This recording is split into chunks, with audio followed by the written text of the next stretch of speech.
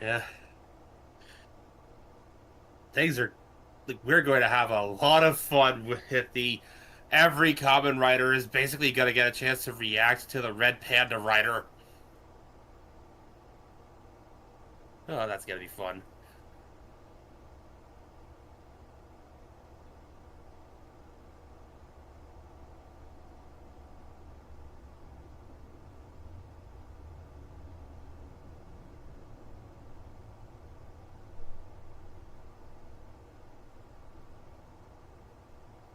Hello?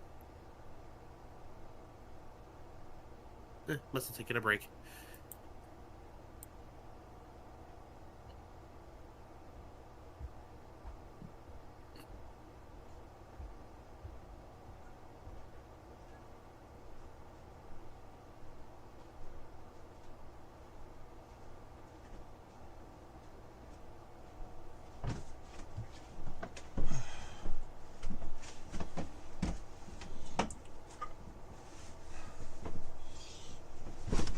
Lo and behold, there you are.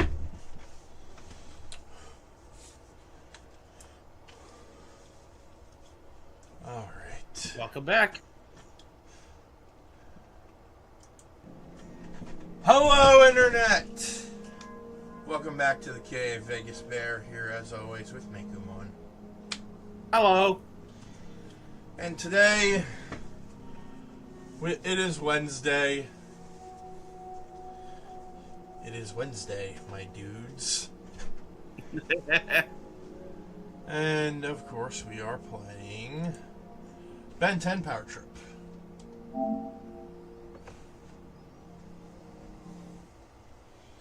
I would be there to do the player 2 thing, but I cannot teleport yet. I appear to have misplaced my capsules. And my driver. How do you say that?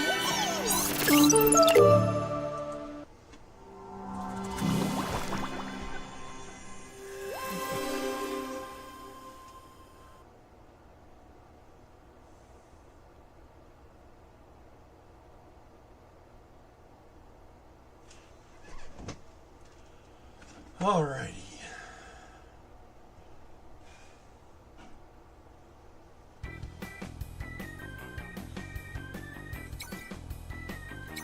So I don't even remember what we were doing. All I know is I want to accelerate, like, soon, because I want to go fast. If I recall, you were doing side quests for the majority of last time we played this. Oh, yeah.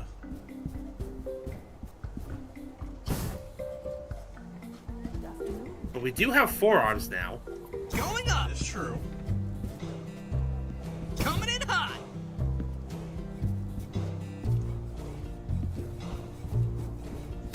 I look forward to seeing what Diamond Head can do if and when we get to him. Like, beyond upgrade, he was one of my favorites of the original 10. All we need to do is get these logs out of the lumberyard so they can be hauled to the festival site. I'll take a swing at it.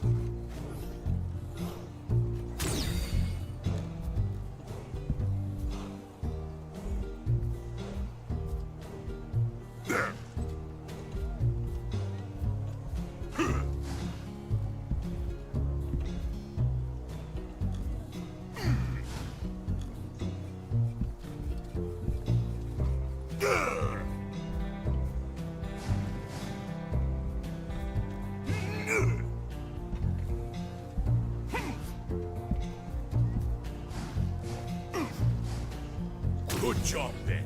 Do you think you could do?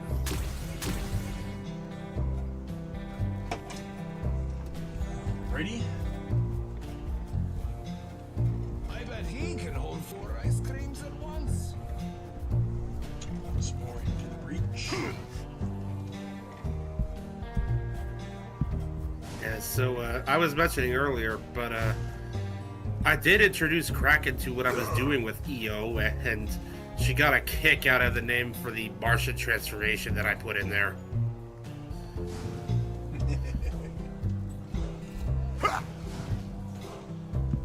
Having grown up with classic Looney Tunes all our lives, Like, it was inevitable she was gonna appreciate the name I chose.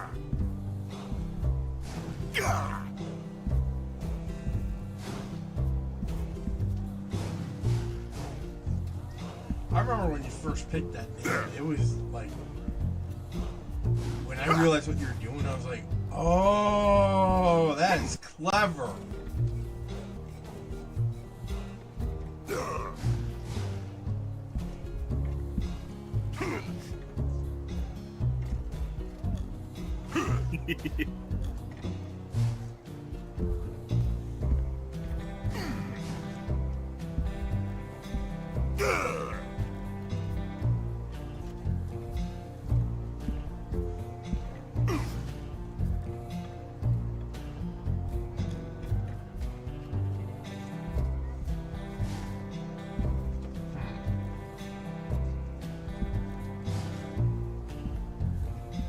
Push it down. Push that one down. Oh. Wait, no. Wait. Well, I almost had it.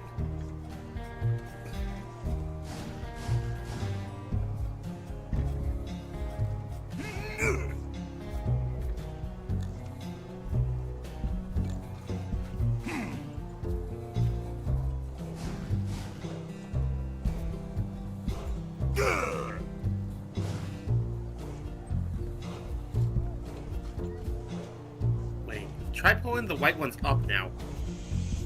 Oh, I think I get it. Yep.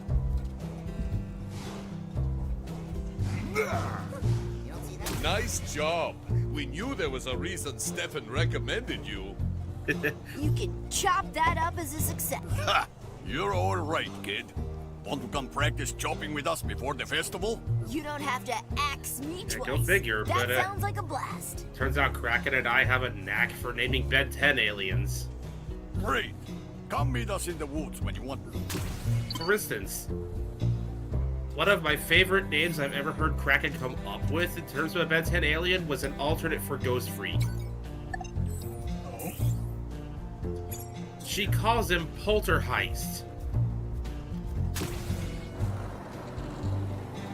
Polterheist. Like to steal something. That's pretty good.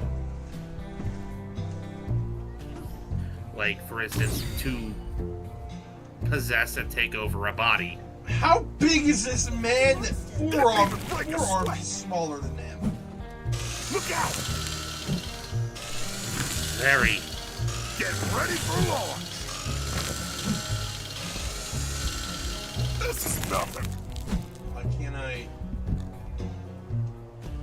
Getting in my daily reps. Get ready for launch!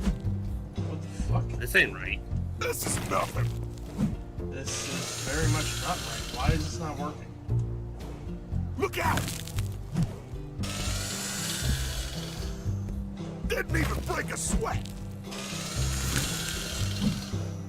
Get ready for launch. Maybe there has to be, like, Oh, a glowing icon? we're not lifting those things, and we're not lifting those. That's just where we gotta throw from. That's just where we gotta throw from.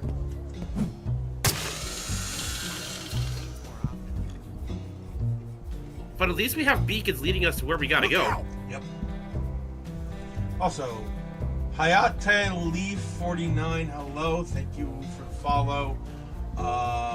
There's a 10-minute time limit for new follows. To speak in the chat. That's because we kept getting people trying to sell us stuff, and we're broke. This is nothing. Also bots. Lots of bots. We got a lot of bots. And not the kind we like to hang out with either. Not the Cybertronian kind. Hey, look, it's a wood carving of me. I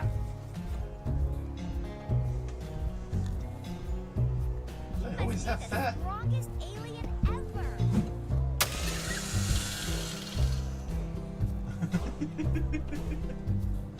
Getting in my daily reps. That had all the energy of Toy Story 2 Buzz Lightyear beating his counterpart with the belt. Yep, I'm good.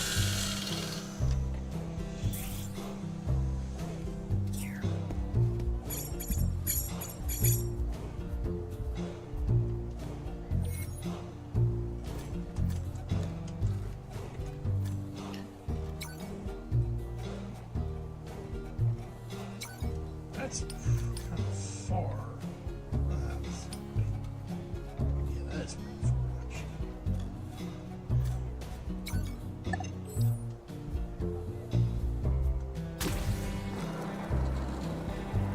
Yeah, at this point, Ben with a scooter might be faster than Forearms running. At least they give you a reason to use Ben. Yep. Oh. Until you get XLR8 and, you know, can move faster than that. Unless they find a way to nerf Accelerate. Considering they do want you to change back to human at some point, probably. See me coming. The super speed might be like short bursts with a cooldown. God, I hope not.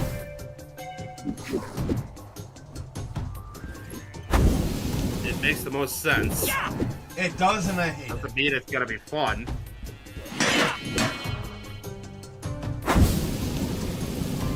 Since you're playing Heat Blast right now, I'm still kind of trying to settle on a name for the Pyro Knight transformation. I am caught between Firestorm and Heatwave. Why did my brain think of Yeah. I'm gonna make a note of that one. That's actually really good. I'm gonna make a note of that one. Take that. Yeah. In all honesty, it's more original than either of the names I was gonna choose. I mean, think about it. Firestorm is a DC character, and Heatwave is a Transformers character. Also a DC character. He's a Flash villain. Yeah.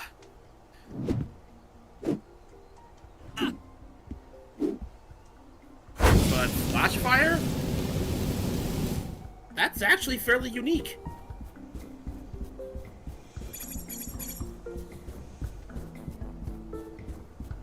Oh, I'm sure I probably copied it from something somewhere. And I haven't heard that they very many things use that Some name, so trees it's for unique you. to me. Let's see what you've got.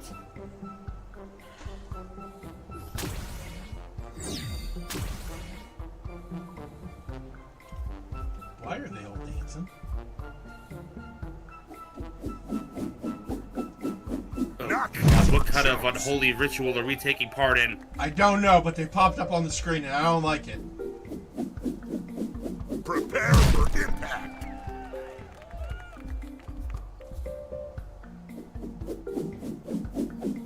Going in and taking everything with me.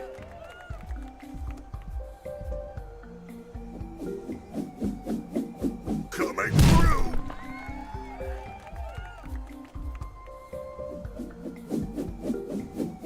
Out of my way. You're practically a pro lumberjack, Ben. We found this massive tree, and we thought we'd give you the honor of Oh, chopping it's an initiation ritual. There better be an alien inside this tree, I swear to God. Going in and taking everything with me. Do sudden spontaneous enemies count?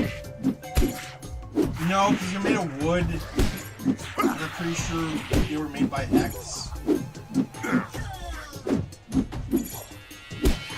I was about to say, made of wood. Aliens usually take Well, revenge when you try to chop technically, them you down. could say that for some of the aliens in the Omnitrix.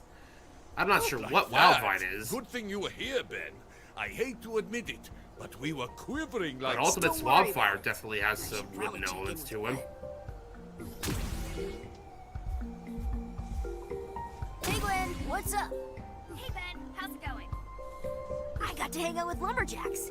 But I also found a magical tree that spawned void monsters when I tried to chop it down. Huh. I wonder if that's one of the power springs the tablet mentions. And it says they'll all be in normal places no one would suspect. A tree in the forest fits that description. You're right. I'd better go call the mayor.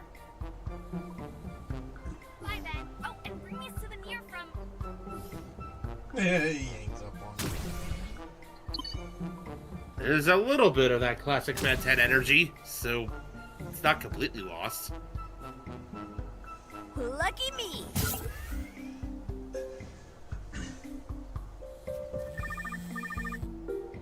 All right, Stefan. I took care of the trees, but now I have to tell you about the magical monsters around town. One of our lumberjacks just stopped by to tell us what happened in the forest. I'm sure that sneaky sorcerer Hex had something to do with this. Yes, well, I've asked Dr. Fabian to help investigate. Also, Ben's phone is clipping to his head. Yep. Reaction. What do you expect from a licensed game? Radical! Somehow more and less. That's probably the best answer you could have given.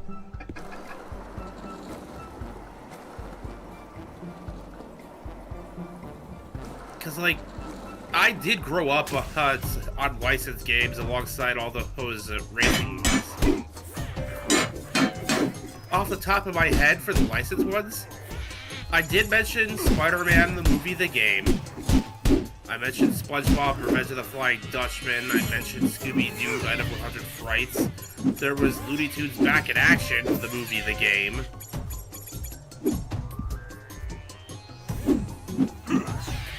I did eventually get my hands on the tie-in games for Spider-Man 2 and 3 on the PS2. So, with Spider-Man 2 on the PS2, I got a taste of what a good licensed game looks like. Let's see. For me, I've played... Oh, that's a big fall. Oh, shit! Heat blast, heat blast, heat blast! Oh, thank God there's no fall damage. That is the single most miraculous thing you could say to a person like me who's afraid of heights. There's no fall damage. There's no fall damage. Heights have no consequence. Ben, don't... You might need to be accelerate to use that. Or not. You're saying? Okay, I stand corrected.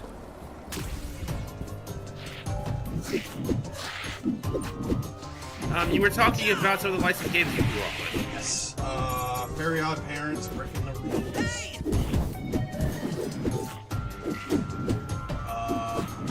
The Rugrats game, Bugs Bunny, Monster Time. Several of the Spider-Man games. I can't remember which ones.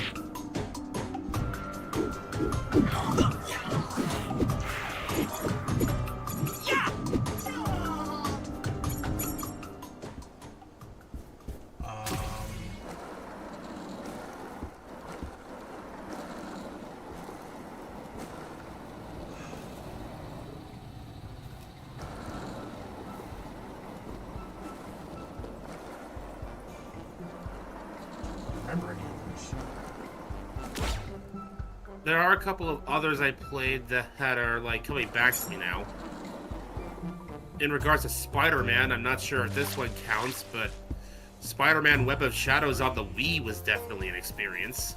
I don't think that one counts as a licensed game because it's, like, original content.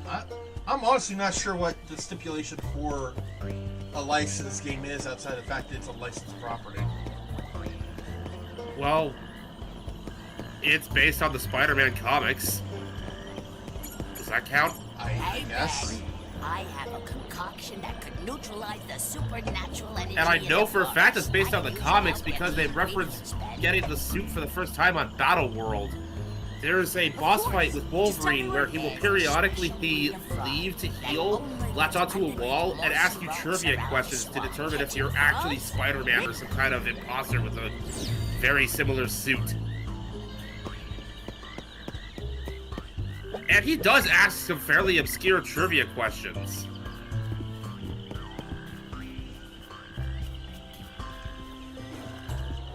Like, you have some of your easier ones, like, what are your parents' names, or where did you first wear the black suit, because the Battle World trivia is pretty widespread by now.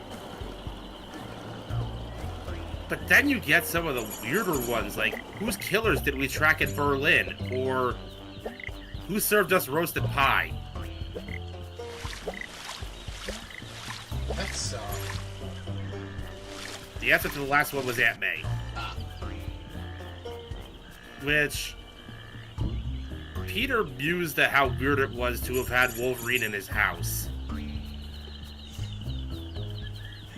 I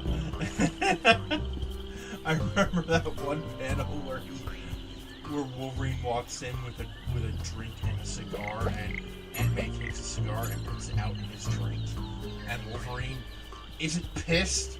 He's not getting ready to murder her. He just looks in shock that someone would even dare do that. That's just the thing with the Parker family. You do not mess with the women in the Parker family. You do not.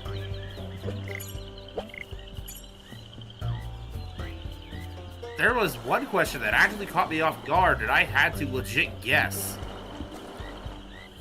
Wolverine asks you, who or what is critical mass? Oh, do you have the frog? Yep. The correct answer was a mutant, Now for the fun part. We just need that slime. which Spidey describes as, Aaron, and I quote, that blob wannabe with the electric fingertips.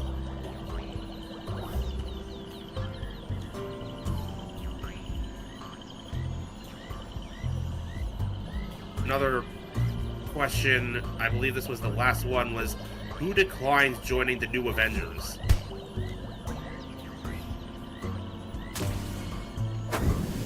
The answer was Daredevil. Yeah!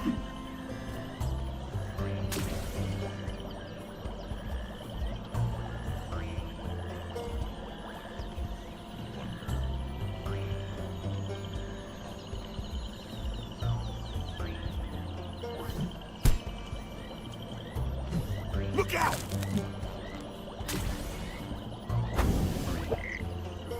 But yeah, as much as I love the way the game plays, its combat and everything, there is one problem with its premise that I cannot, you know, I just can't get past. And I have a similar problem with Marvel Spider-Man 2. It's perfect. You're now. If you'll meet me Though at that to a lesser extent in that one.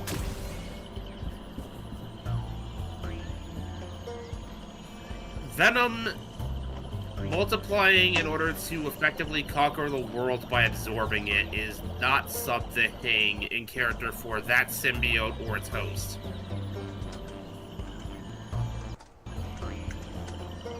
That's more of a Carnage thing. He's done that more than once.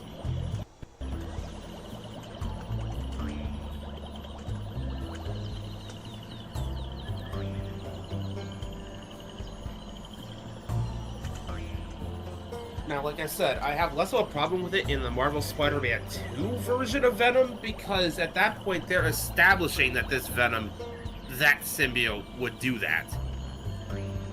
It's more of a problem in Web of Shadows because this particular Venom is based on the suit and Eddie Brock from the 616 universe. This is so out of their wheelhouse, it's not even funny.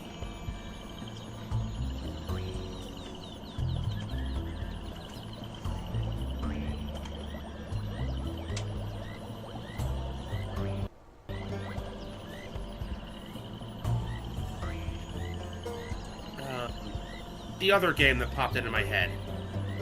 Nicktoons Unite.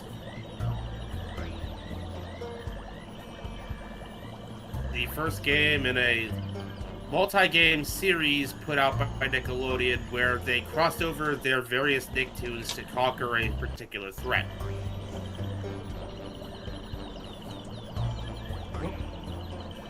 Hello, just waiting for Twitch to load to be able to chat. Hello! Also, hi, Seki. I mean, I have a problem with Marvel Comics writers. What Marvel comic writers do with Spider-Man. We all have a problem with what Marvel writers, Marvel comic writers do with Spider-Man. Yeah, please don't get me started again. Let's get started right away. I just can't wait. Take it away, Doc. I'm just happy that they let the 90s Spider-Man stay married. Yes. Good time. The one from the animated series. So They the did a crystals comic X was book searching continuation that was supposed to wrap up the series, and they let him stay married so far. Yes. Most excellent work, Dr. Anne. And using Ben as your lab assistant. Truly genius.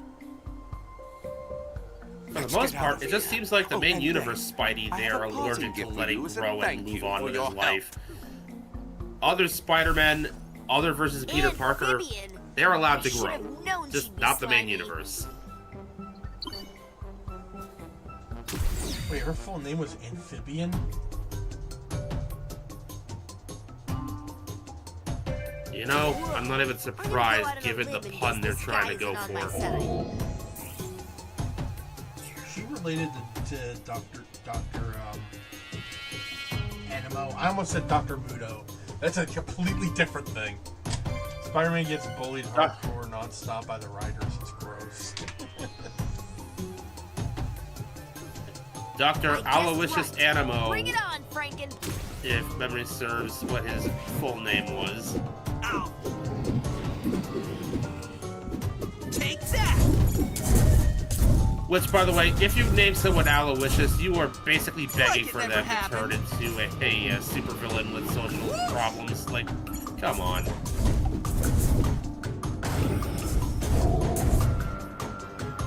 Like, unless you live in like the 17 or 1800s, don't name your kid Aloysius. Who wants a BBQ'd monster for dinner? Yeah. Like, the only way to salvage that name socially is just to shorten it to Al. Yeah.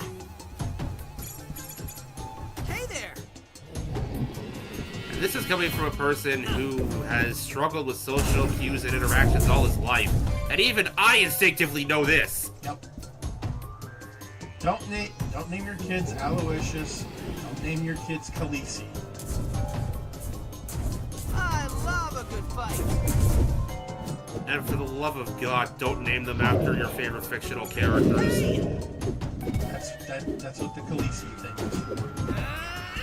Khaleesi's from Game of Thrones.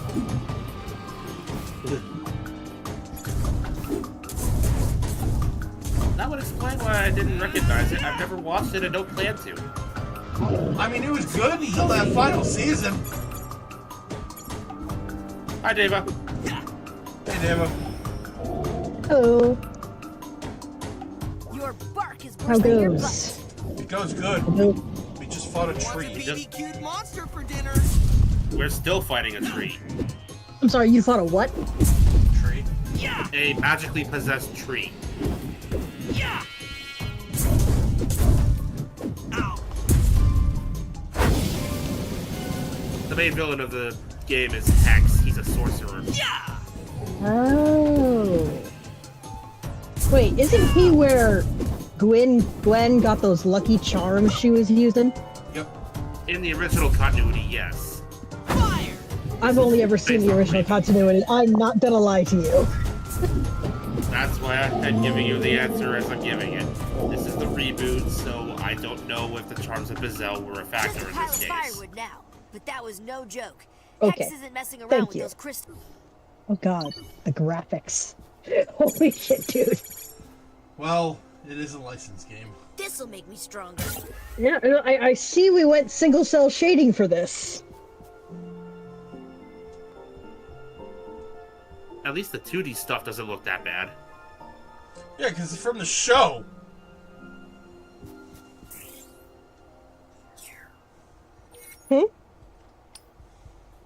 I said at least the 2D stuff doesn't look that bad, and Bear says, yeah, because it's from the show. I mean, this is true, but like, could they maybe have put just a little more effort into the 3D sprites? Or just not had 3D sprites? You can do some pretty nice things with pixel art these days. That's too much effort for a licensed game that's meant to get, like, what? $20 out of you? Like, realistically, I know that's the truth, but can't you let me dream a little? Like, I'm so rarely optimistic. Can't you let me have this? Earlier on, I made a comment about the graphics with how when Ben was holding up a cell phone to talk with Gwen, the phone was clipping through his head. And Bear said, "It's a licensed game. What do you want? Like, what are you expecting?" My answer was somehow more and less. Well, here's the thing. I don't think that it should be allowed to like put in zero effort and then scoot away with, "Oh, it's a licensed game. What do you expect?" Like, I don't take that attitude with PlayStation games. Like, Scooby-Doo Night of 100 Frights was absolutely a licensed game, but they still at least put in some effort. Yeah. Like, do you guys remember the Teen Titans game from the GameCube? Vaguely. Never played it. It was so good. And the art style was really good, despite changing them into 3D. Like, I don't remember them getting the original voice actors, but like, they actually put effort into this. Or, you know, since I brought this up as an example of a better... This wasn't just, a cash grabber, you slap a name on it. They actually... There was actual lore happening, and, sensible power evolutions, and... bleh. And on the note of superhero licensed games that are actually good, Spider-Man 2 on the PlayStation 2, Xbox, and GameCube. Oh yeah, Spider-Man 2 was the good shit, I tell you. I still go back to play it every now and again. While yes, web swinging has evolved drastically in games since then, like, it still feels nice to go back and experience the way it was in, like, 2004. Also, someone named Pog just commented a bunch of frogs in hoodies. Hoodie ninja, I'm a hoodie ninja. Let's try that again.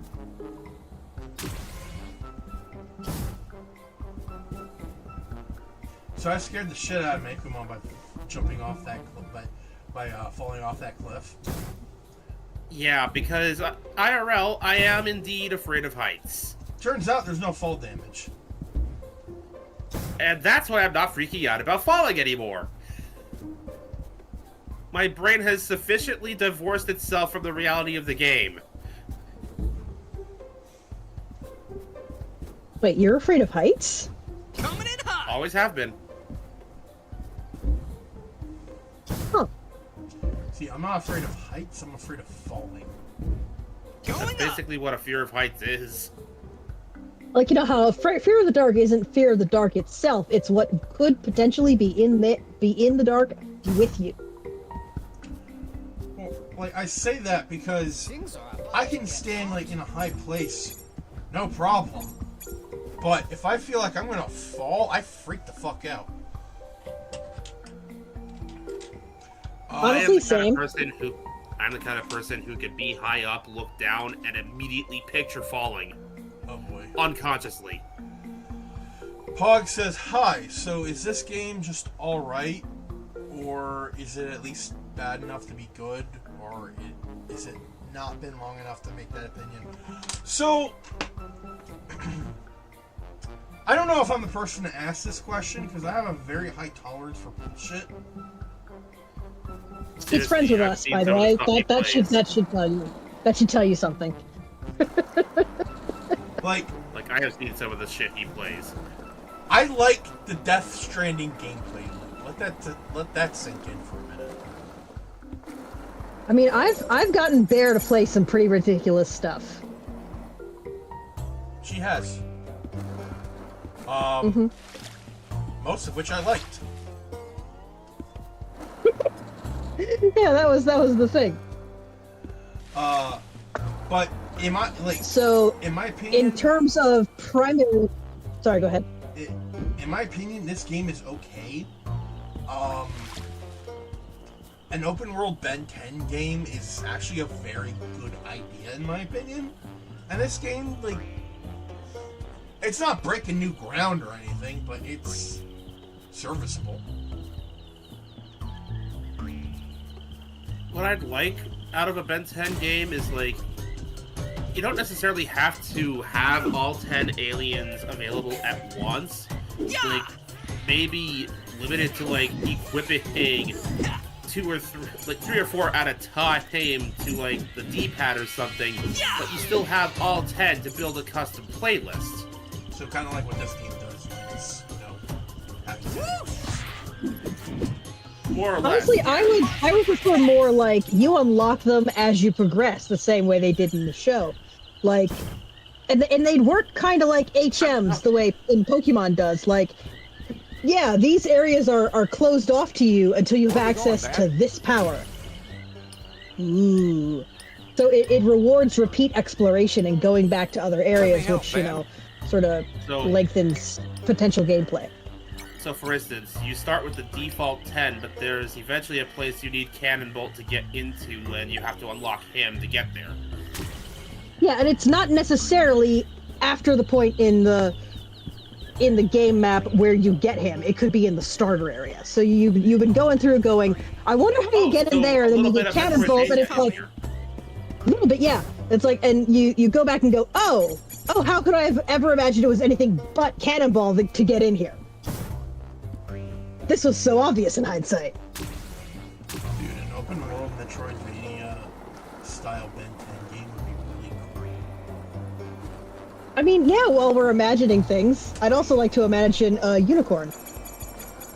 And flying to the Gumdrop Kingdom. Look what I found.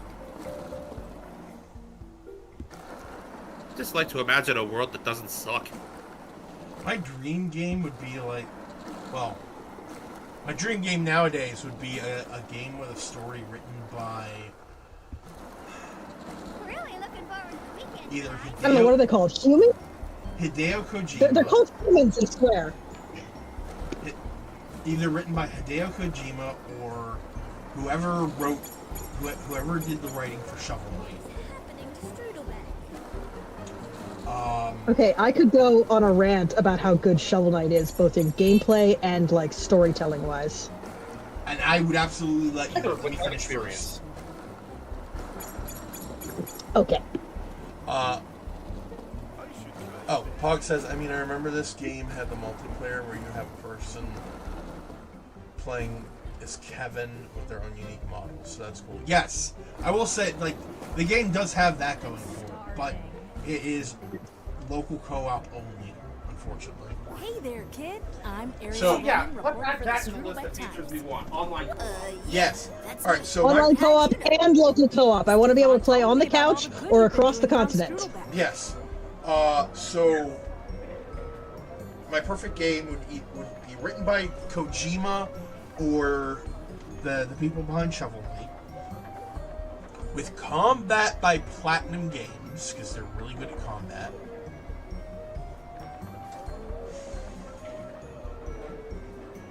With Story by old school BioWare.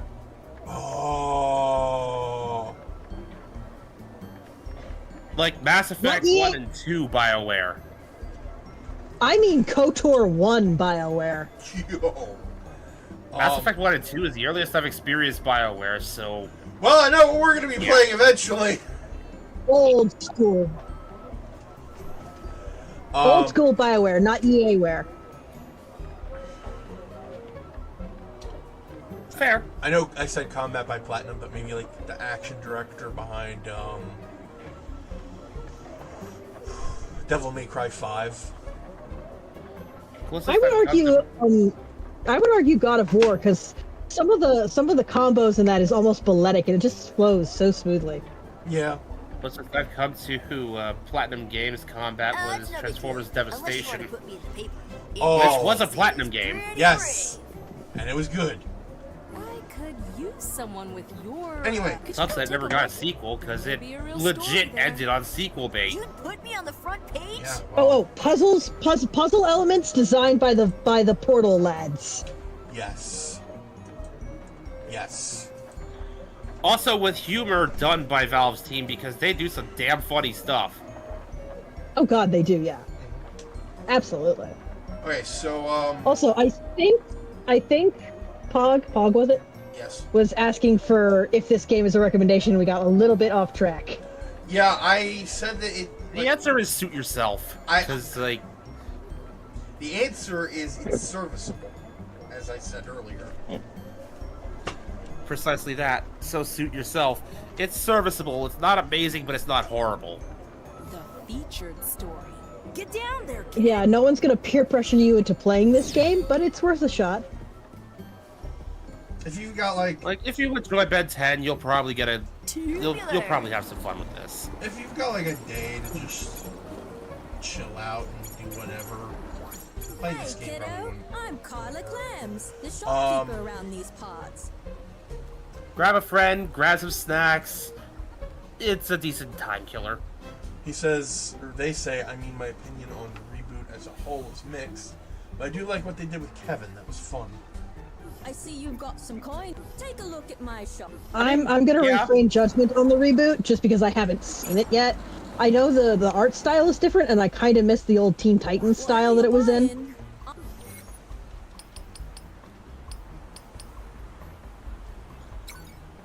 From what I've seen of the reboot, it does do some things differently that I actually do appreciate. Like, first off, the Omnitrix behaves a little bit more like a smartwatch in some aspects. You can actually alter your alien playlist and swap in and out like aliens at your leisure, thus allowing Ben to unlock as many as he wants, but still only have a playlist of 10.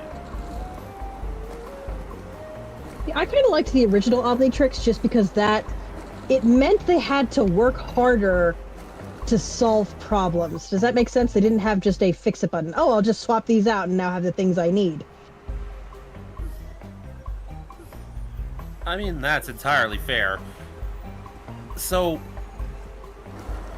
you don't want the Omnitrix to be the. You don't want the Omnitrix to be an automatic win button. Just press it, and suddenly you've got exactly the thing you need, and there we go. And it's like. I imagine there is a feature introduced in Alien Force that you're not going to be too fond of then. The factory is definitely on lockdown. There must be another way. So, in Alien Force, they did alter the timeout mechanic a little bit to be more energy-based in the watch rather than a hard, timer. So you can be in an alien form longer if you're not exerting yourself as much, for instance. But that's not the feature I'm referring to. So they did an ultra. Okay, that one makes sense though. The feature I'm referring to is the quick switch. Going up. In exchange for some time in transformation. In exchange for some time in transformation, every time you use this, you shorten your transformation duration. You get to just swap to a different alien depending on the situation.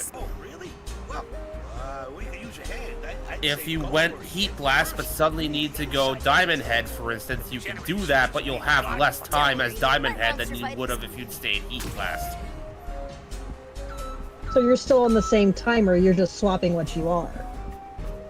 Yes. See, that's a cool thing for the Omnitrix to do, but narratively, it's not a good idea from a Doyleist perspective.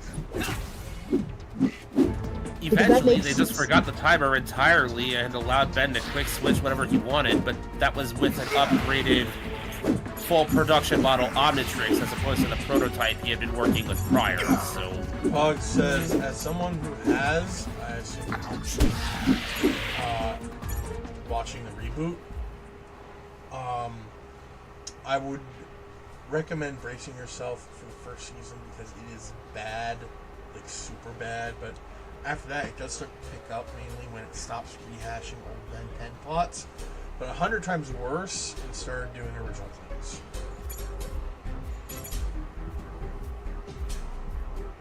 So, Pog, I don't know if you know this, but I'm a Homestuck. I regularly say, get your ass through Act 1, it gets better. I tend to give shows like 3 to 5 episodes to win me over.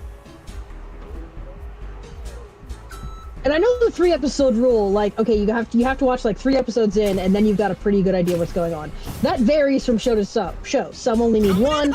I knew this one old school anime that needed like 10 episodes to get where it was going before it started up properly. And it was a good show after that, but they had so much fucking exposition. The full goddamn 24 episodes they need for this? Because it took them a while to find their stride. Cartoon Network was meddling with them for the longest time. Okay, corporate meddling. Okay, that is entirely another thing from them just not knowing how to do this. It's like what happened with Legend of Korra.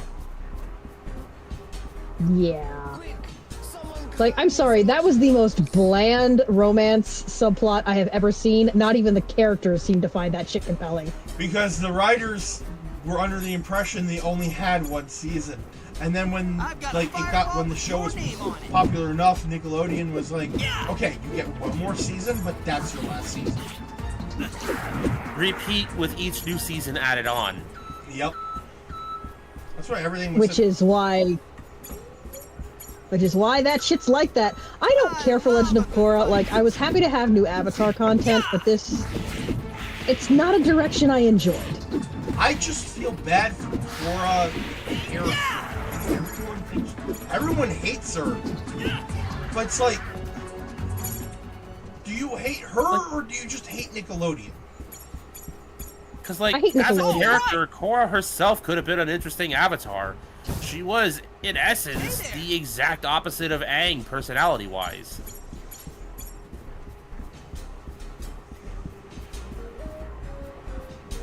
I mean, frankly, they could have done so many interesting things with her, and they tried to, and then they just didn't seem to follow through with any of it. But my biggest gripe about Korra is the way that about Legend of Korra, not Korra the character. I like her; she's cool, she's fun. They wasted. She's a more aggressive and hands-on avatar, which can be fun to watch. She is. This girl is out here channeling Kyoshi. And I'm here for it. But the show as a whole, it kind of shat all over its own lore. Like, things were established as to how the world worked and was formed and, interplayed with the spirit world. That was all very firmly established, both in the comics and the actual show of Avatar: The Last Airbender. But, then they kind of just go, oh, screw all that nonsense, we're doing our own thing, and Rava, and... Also, screw the nuance of how one defines good and evil. Now we have very clearly defined light and dark, evil and good spirits. Okay, first, Chaos and Order do not map to good and evil, and you know better. If I can just interrupt for a second, Shin Megami Tensei does that beautifully because it has order and chaos. And both sides have their good points and bad points. Good thing about chaos, it's about it's about freedom. But freedom, growth, self-expression. But too much freedom, too much chaos. Yeah, which is where order comes in, and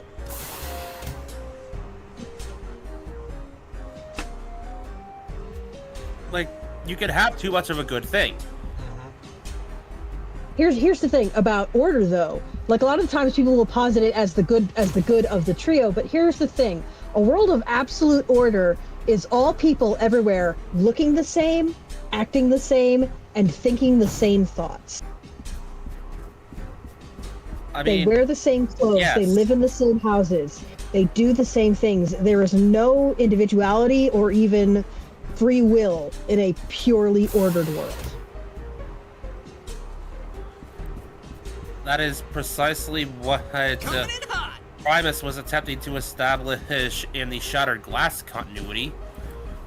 Also, see, after we had an event called the Shroud, which I've been over, I'm not going to fully Hey, come elaborate on. here. Hey, come on. See me coming. I was Hold up gonna real say quick. was we had an evil Primus and a good Unicron. Evil Order, good Chaos. Yes, but you're still mapping good and order onto good versus evil, and they're not actually part of the same axis. Also, Bear had something he wanted to say, I think. I did. My bad. That's what, like, in Shin Megami Tensei, usually the good route to take is neutral. Because if you take order, it is absolute order, which, yeah, order, like, the order has some good points, but the ultimate goal of the order side of things is essentially slavery. Slavery of the mind. And chaos, So- while Yeah, no freedom for anyone. well- Even inside. Yeah.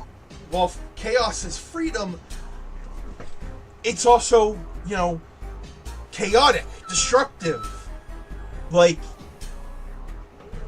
like the wild fucking west. I mean, I would order that certain cultural genocides were acts of in real world history were acts of pure order. Oh, another void rift. So, at least on the Order side, if I've got this correct, Pure Order is effectively human instrumentality from Evangelion. Everybody is just one entity. Effectively, yes. Yep. New alien. It's XLR8! Finally! Bro. My favorite alien. Oh. Hex won't even see what's hitting him. Fastest If there's alien one other alive. thing I will, if there's one other thing I will compliment the reboot for, it is some of the online shorts they did where they explored the home worlds of several of the aliens in the series. There's no cooldown timer. I can just do this infinitely. Oh, thank God. Monsters. Should I give him a head Thank start? the gods. Yeah, the mistake a lot of people make is to map chaos and order onto the same axis as good and evil, and they're just not compatible at their base level. He can grind! The point I was getting to with the Primus thing was monsters that, nearby. the full extreme of like Pure Order, everybody being just one thing, or at most extreme, Primus being the only thing allowed to exist and nobody else being alive. Like, that's what I was getting at. Not so much the good and evil part, but the extent of, like, order gone crazy. You get another good example of that in Steven Universe with the way White Diamond is before she gets therapied by Steven. Her power allows her to superimpose her own will on the other gems in a very literal fashion. So they stop being individuals and become simply extensions of her.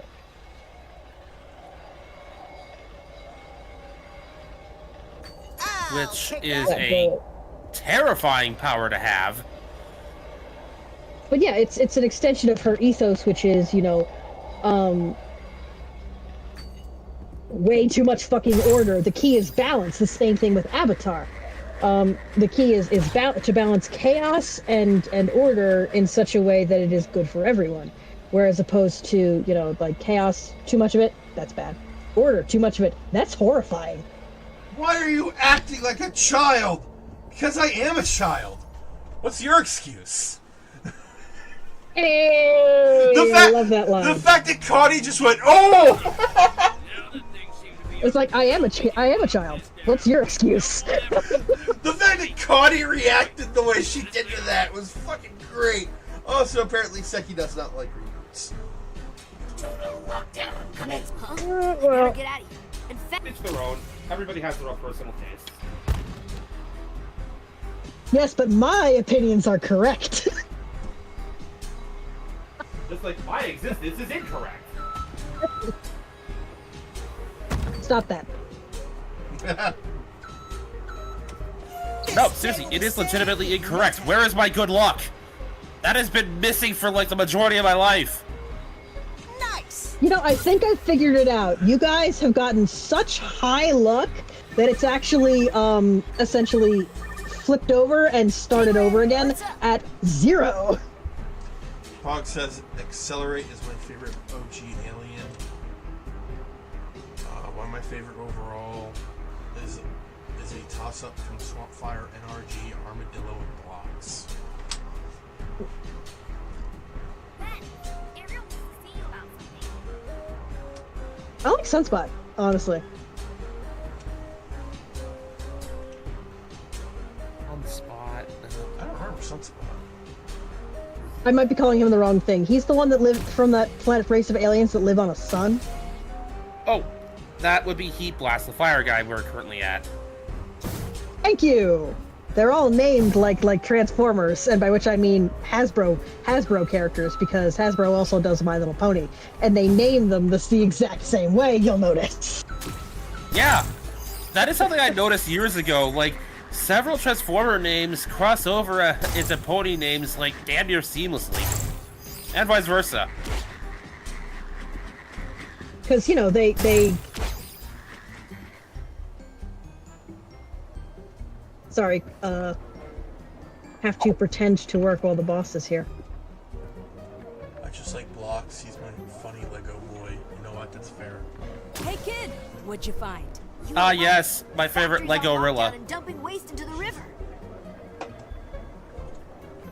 Are you talking about the gorilla that the master builder on YouTube makes? So, in one of the later Ben 10 seasons for the original continuity, in Ben 10 Omniverse, they introduce an alien that Ben names Blocks, which is basically a gorilla made of Lego bricks. He can reshape himself however he wants, creating various structures, which they're not super durable, but they do make good, decent shields in a pinch. So what, he's a golem? Hang on a moment. Let me see if I can actually get a GIF or an image of him. It sounds like a brick golem from D&D. I have like a brick golem. Here we go.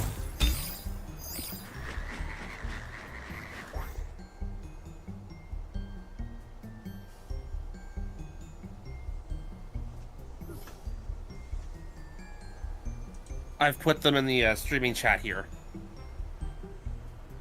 Oh yeah, absolutely. Yeah, fans have a love-hate relationship with this alien because he blurs the line between organic and synthetic, and people don't like that. Point set upgrade. I'm just sitting here going, I've played Mass Effect. This conflict sounds familiar.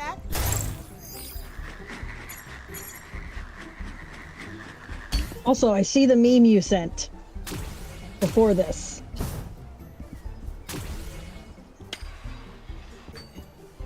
Hog says, as much as I like to think tank, do not like the redesign. Redesigns our blocks, it just loses all the charm of my funny Lego gorilla. Okay.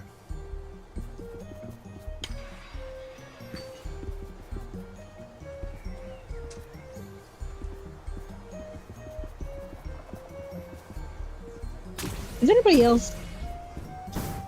Is anybody else like cutting in and out? No. Because you guys keep cutting in and out for me. No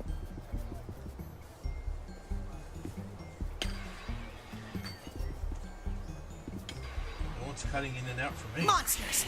Should I give him a head start? Hmm. Too slow!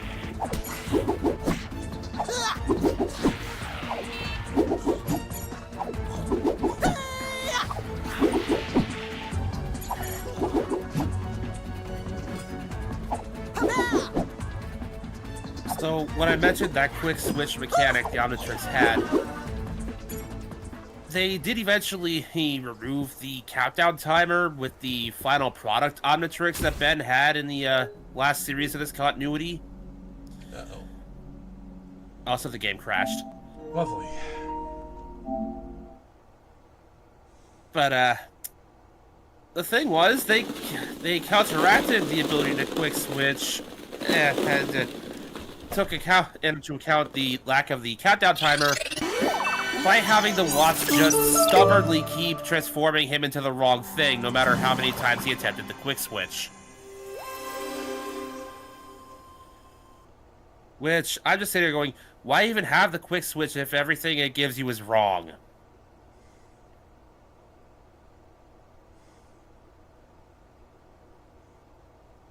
They eventually came up with an explanation by the end of the show. The watch learns with its user and basically grows as they grow. It keeps giving Ben the quote-unquote wrong alien because it's actually giving him the right alien for the job, trying to make him, you know, vary up his strategy more. As Ben himself puts it, the watch knows me better than me.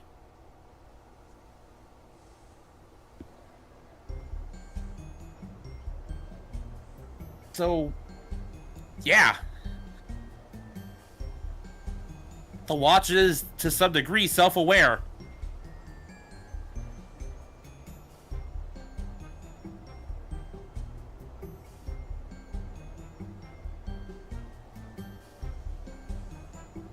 Hi, Seki.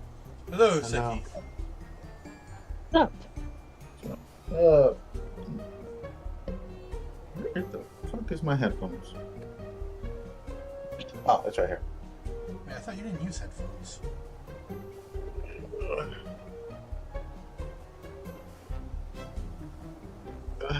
The internet is undefeated. The fuck is that supposed to be? If you've seen what I've seen on Instagram about Stranger Things, you would be laughing your ass off. They instantly use AI. Oh my god, the roast is real. Wait, where did they use AI?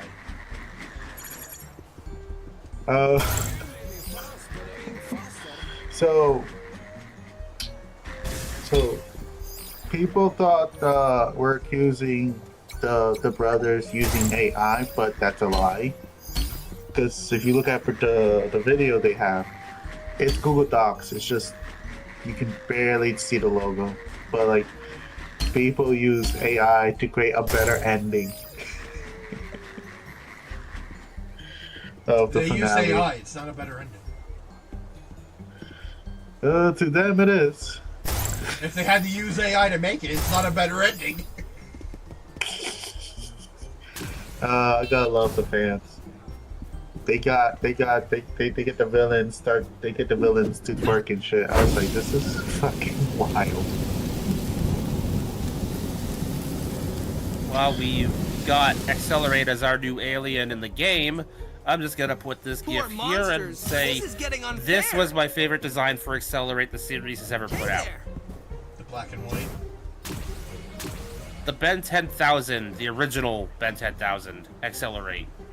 Where he was, Oh yes, I miss. Where it's basically a whole suit as opposed to a suit with like no sleeves and shorts. Like, no, if you're gonna look heroic, go the whole suit, man. Oh, I see what you're saying. Yeah, it's that. Actually, no, that does make sense because you're transforming into aliens. Why does he have a? Why is his alpha is in 2 parts or 3 parts as opposed to one solid piece? If there is any design element that I do like from the reboot one, it's the weird back spikes they put on XLR8 here, because, like, okay, yeah, he looks a bit more dinosaur-like with them. I'll give them that. I mean, I thought, isn't it? I mean, I'll be honest, I thought XLR8 was based, like, on a dinosaur. Given the way, he's very, Like, he's got a very Raptor-esque build to him. Yeah, exactly. Like I actually think that it was supposed to be more dinosaur. I mean, at Ben 10,000, I expected them to add a bit more. Because, you know, he's a lot older.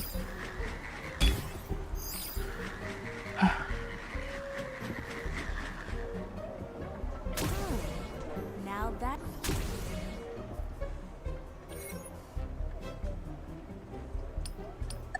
Oh no, don't tell me the game glitched. I mean, it's an old game. Now that is...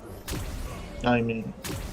Bear, I regret to inform you, the game glitched. Well... I mean, you did accelerate the game too much. Shut the fuck up. But I'm pissed. Shut the fuck up.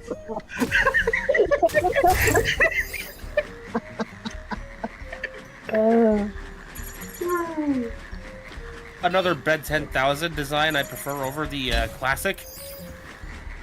Heat Blast with the shoulder volcanoes. Just looks really, really neat. Oh yeah. Like I said, when he was older, I expected more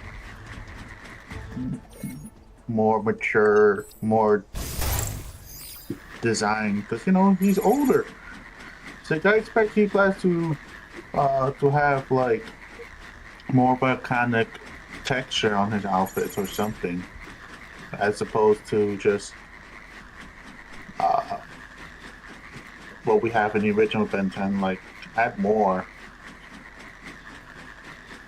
Like, I expected like his knees to be spewing fires to represent more like Ghost Rider in a way, like just constant fumes of fire.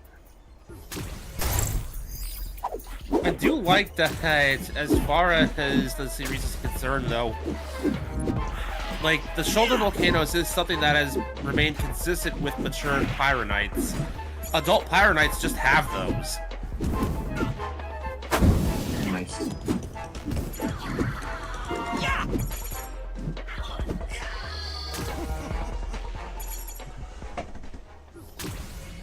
I do not like the phrasing for frightened Felicia. Why is that man named Felicia? Exactly. And why is he frightened? Well, I can tell you why he was frightened. He was being attacked by monsters. Did you just assume Felicia's gender? God That's damn against it. the gender binary, isn't it? So anyway, So anyway, Pog says, I mean, in general, I do like all the reboot designs except for Stinkfly. Not that it's a bad design, it just isn't Stinkfly at all. Also, Slapback was Yeah.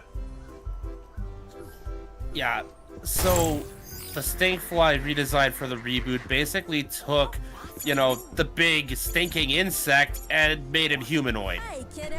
I see you've got some coins you're just itching to spend. Because why the fuck not? Take a look. Just why not?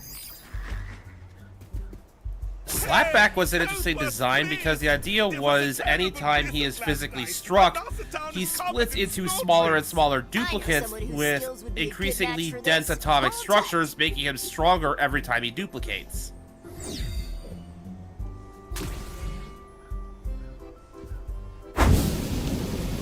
Yeah.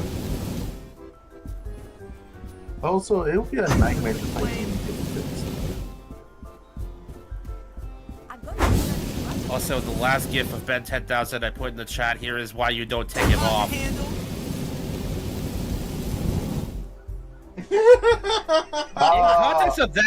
In context of that gif, he just witnessed Kevin injure his son. Oh yeah, way big. When he went to the future. Oh my god. You know what's weird? You know what it pissed me off? Okay, you would think that he would be out cold for like a good day. No, he just gets up after like a couple of after like 2 whole minutes. I guess that just proves how tough Kevin 11,000 wound up being. And exactly, and you know what's wild is that he didn't even bother. He didn't even bother fixing his joints. He just stood on one leg, balancing himself. Like, you need to try harder. You need to try harder, Ben. I'm right here, like, listen. He will grab you and turn you into a pretzel and way big. He will throw you into the sun. I mean, that's what happened with Gilgas. He threw his ass into the fucking deep space. He should And throw considering this is an adult Ben with all of his aliens unlocked, there's other ones he could have picked, like, say, atomics. This is true. But I'm guessing the writers realized, let's just create a plot convenience and plot armor. Oh, good. There's So, some Dave, weird stuff to going on put a around. face to that name, Monsters. Oh, she's up at the this ski is lounge. atomics. Please hurry. Yeah.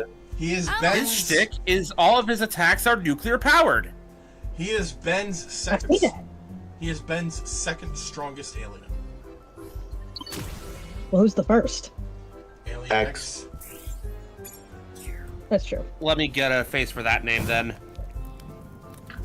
Well, mine is, well, you The thing could say is, Atomics is number one because Alien X you have to deal with two idiots inside it. I'm going purely by like power and Oh, yeah, considering yeah. what's Inside of you, there are two wolves. both of And they them. won't. Both of them hate each other and love each other. So, Alien X managed to survive the entire universe he was in being erased around him, and then proceeded to recreate the universe to near perfection from memory alone. Which is wild considering that Ben is Yeah. kind of a No dumbass way. sometimes. But I'm not as young as I That is very true. Yes, He is a yes. very Goku kind of person, where he's not super book smart, but he's a combat genius. Oh my god, it's like the hair is just a solid block of wood on his head. Pretty much. I mean, to be honest, when you look at Kevin 11,000, you like this. Like, you know, the writers couldn't really couldn't let him win, but they know he could easily win. Yeah, the whole reason, like, Atomics is his second strongest alien, but the reason why he goes for the second strongest and not first is because Alien X is complicated to get to work. They have basically reality manipulation by default, and in order to balance that out, they evolved effectively a security system where the older they get, the more their minds fracture, and they have to get all their split personalities to agree on an action before they can do anything. I mean, it's a good safety protocol. Coming in hot. I mean, we can't maintain. It's not as if we can Didn't see me coming. stay sane after a millennia, or While it is a not good go failsafe, insane. while it is a good failsafe, it does also kind of make Alien X Who wants a useless in BBQ most monster for dinner? scenarios. That is true.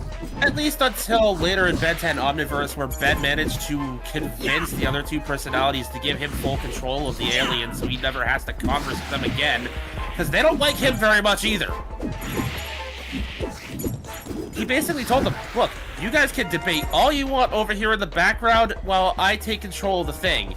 You never have to talk to me. I never have to talk to you. We just stay out of each other's way, and everybody's happy.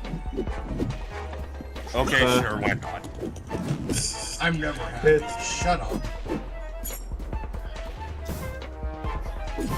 Like, Yeah. Yeah. yeah, for the longest time, it was his strongest alien, but useless in anything but the most dire of circumstances.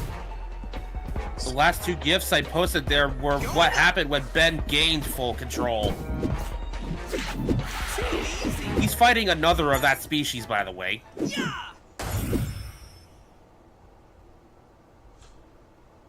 Is that the one that has like all of like their personalities in perfect sync? Yeah, the Galactic Warrior or something to that effect. They gave him a very generic title. In context, Ben had invoked the Tetraman forearm species Trial of Combat to win a court case where... See, they were putting him on trial for illegally recreating the universe. And when Ben won the court case, it turns out if he'd lost, he would have only had to have paid a fine of like $10.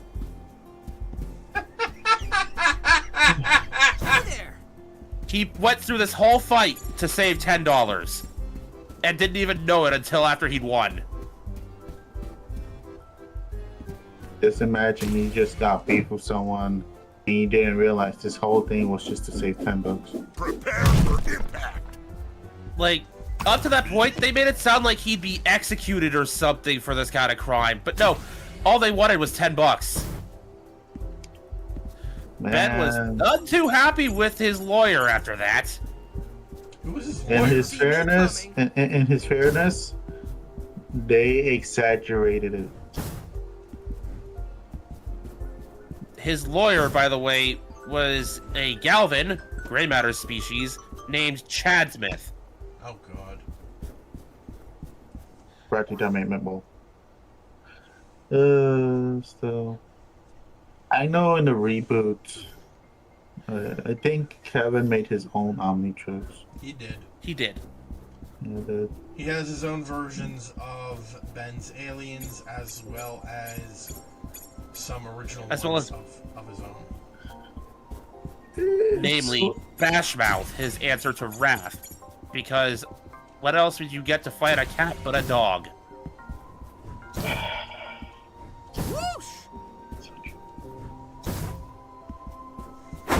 Wrestler cat with claws? How about wrestler dog with metal jaws? Mm-hmm. I know.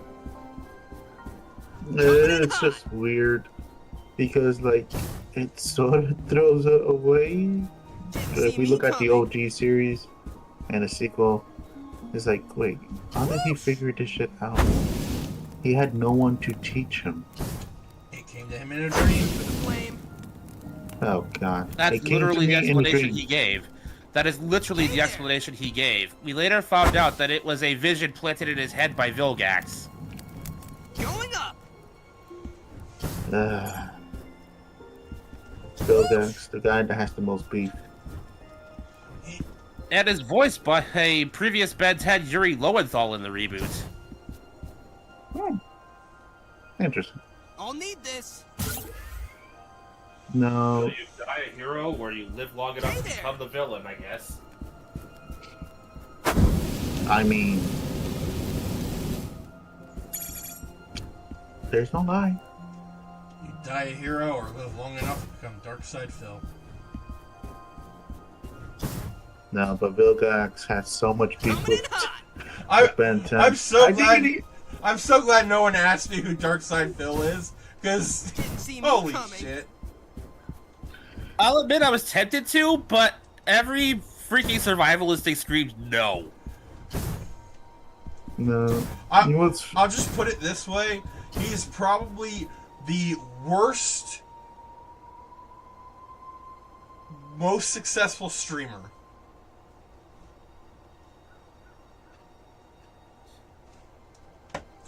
I'm not even gonna ask. Moving on. No. So Pog says, yeah, Kevin 11K got damn lucky. Ben decided to unga bunga instead of I'm gonna dismantle you at a molecular level. Because, like, if Ben had gone Alien X, he could have just erased Kevin molecule by molecule.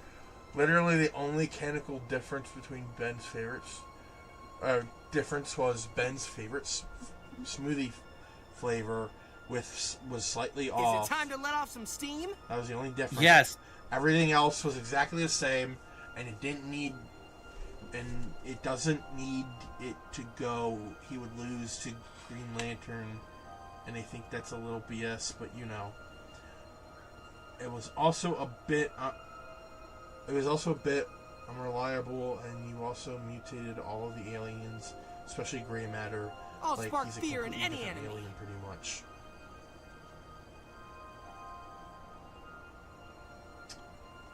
I'm gonna go take my medicine. I'll be right back.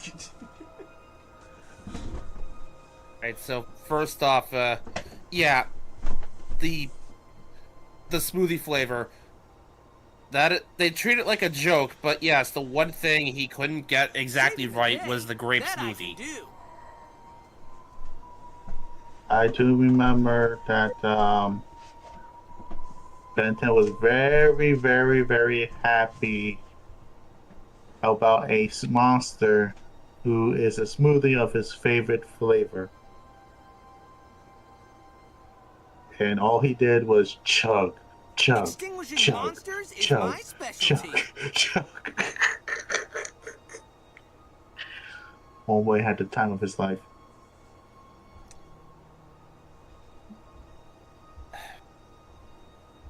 And to be fair, I would do the same thing.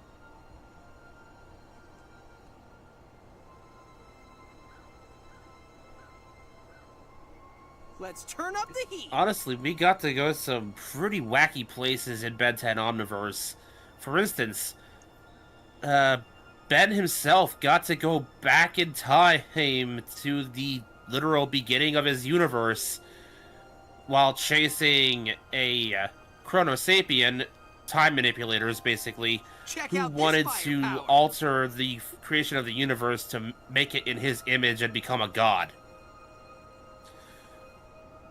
In doing so, everybody involved got to witness the Contumalia, who basically made the universe, fifth-dimensional beings with no physical form to comprehend, so they appear as what the user values most.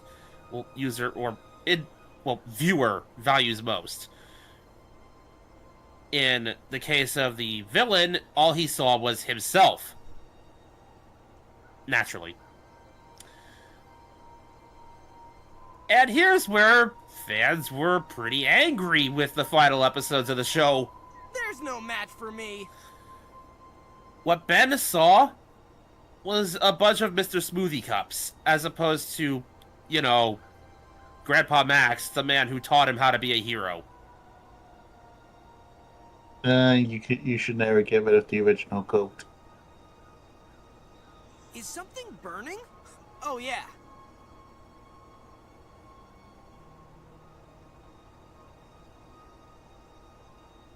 Never give it the goat.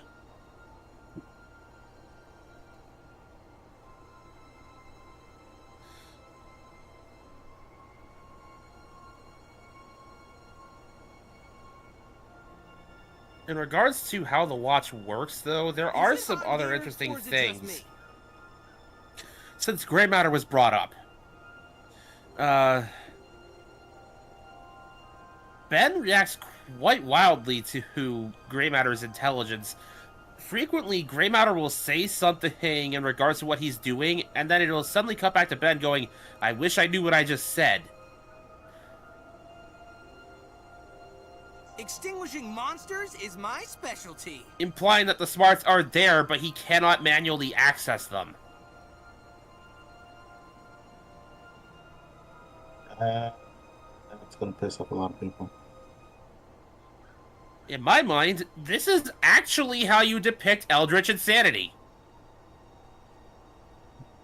He has knowledge that you know is there and can use, but you cannot deliberately manually access. You are chasing it, it is forever out of reach. But you know it's there. Oh, that's like an itch that you can't get rid of. You're gonna piss off a lot of people like that. Especially if you're like a really hardcore fan. Is it time to let off some steam? Yeah, Pog, I've long since learned to have that very same opinion with Omniverse. Don't take it too seriously. There are some people who do. I just kind of let it be because it is trying its own thing. Yeah, it's a separate thing. Hi, Sarah. It's its own thing. I mean, if... Welcome back, Bear. Is something burning? Oh, yeah. I mean, if there was one I'm thing back. that people take seriously, even though it's just comedy, please look to the direction of CinemaSins. That you have every right to be. That you have every right to crash out on. Yeah, because CinemaSins is kind of They garbage. hide behind the mask of, well, it's just comedy.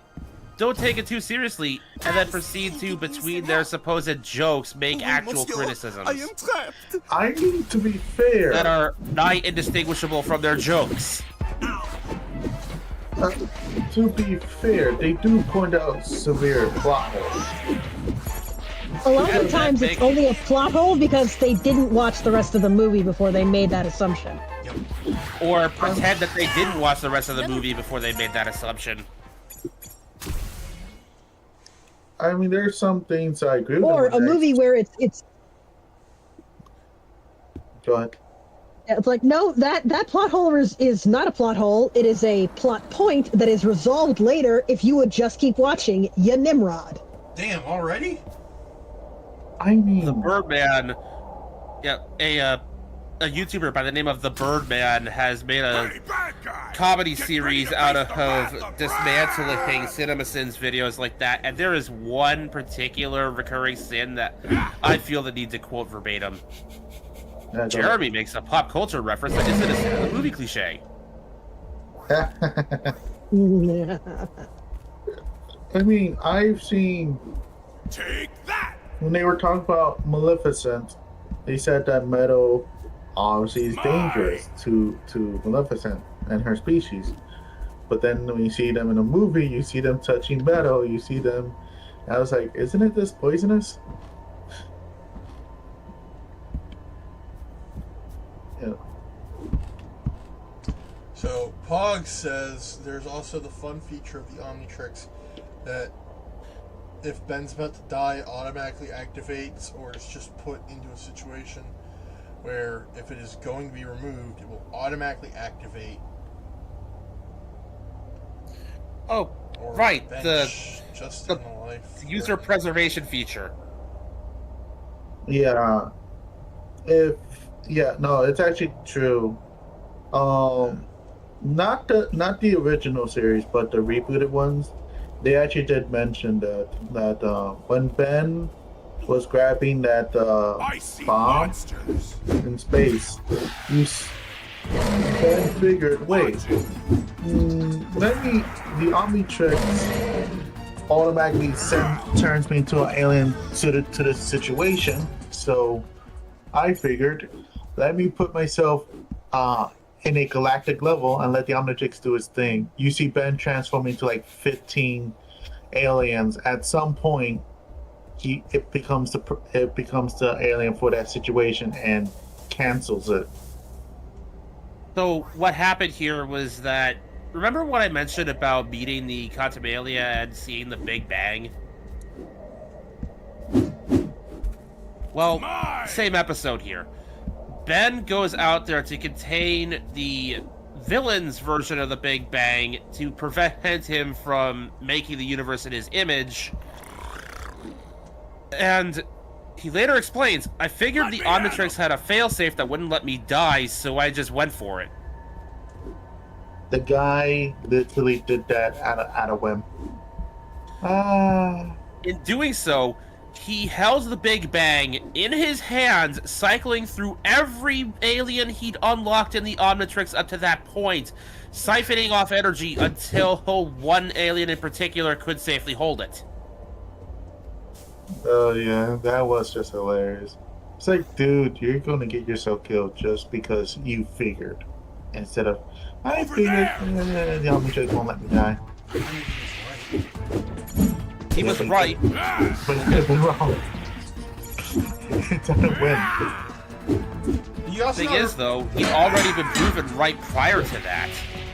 you also gotta remember, Azimuth is a prideful little son of a bitch. Do you really think he would not put in a safety feature that would keep the user alive? Especially if it meant preserving the Omnitrix in the process.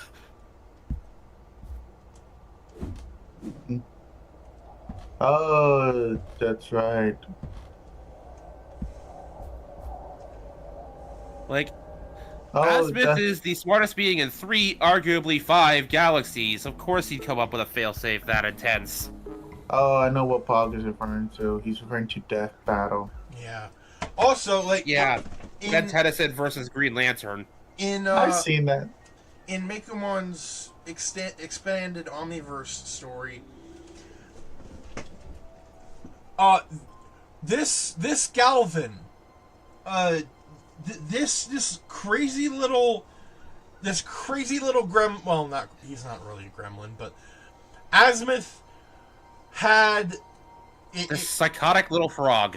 Yes, he put in another feature in the expanded Omniverse fan story, called the Guyver Protocol. 3 different situations, all three factors all have to be met for this protocol to activate. These 1, claws come pre-sharpened. the user is in danger. 2,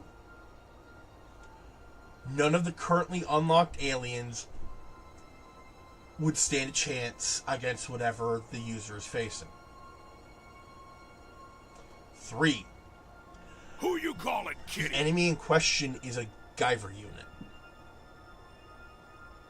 If these three factors are met, it activates. Oh boy! It activates the Let me Guyver. get the GIF. It activates the Guyver protocol, which temporarily unlocks. I'm waiting for him to post Stalker. the GIF. Stalker. No, A you xenomorph! Choose. This crazy little psychotic frog managed to get DNA from a goddamn xenomorph and put it in a watch just in case the Guyver still existed. He had no proof that it still existed. This was just in I case. could really go for a fight. And lo and behold, No problem. he was right. But I'm afraid The smartest man in 5 galaxies. The pieces must be hiding.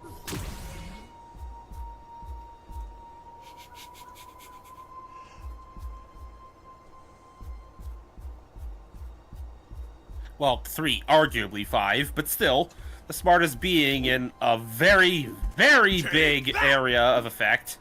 Like, when the news gets out And that pulls this shit. Yeah, when the news gets out that a Guyver and a xenomorph were found fighting on Thessia, he's just gonna be dancing around his laboratory like, I called it! He's not exactly gonna be happy that he was right, but he's also gonna be happy that he was right. They called him crazy, insane, Wendell! Pog says, yep, that sounds like the smartest entity in 3, debatably 5 galaxies to me. Yeah, but Mekumon has put thought into this story. It is great. And I continue to put this level of thought and effort into it because this universe damn well deserves it.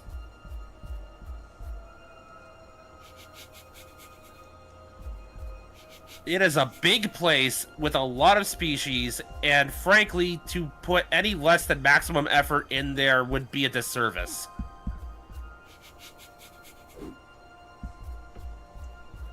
Like, just the idea of him, like, just in his lab, just going, I knew it! Put me in, coach. I knew there was still one left! Of course, there is a secondary protocol in place to keep the xenomorph from going out of control.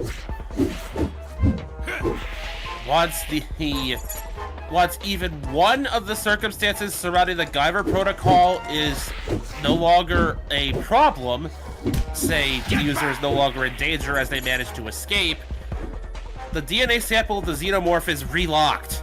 Yep. Can't use that shit unless there is a rampaging guy. Because there's always the possibility that that xenomorph could eventually evolve into a queen and start a whole mess of trouble. And we don't need that.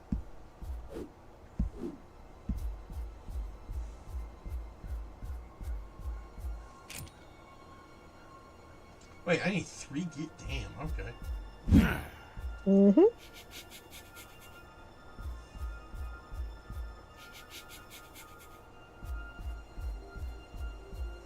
Yeah, no.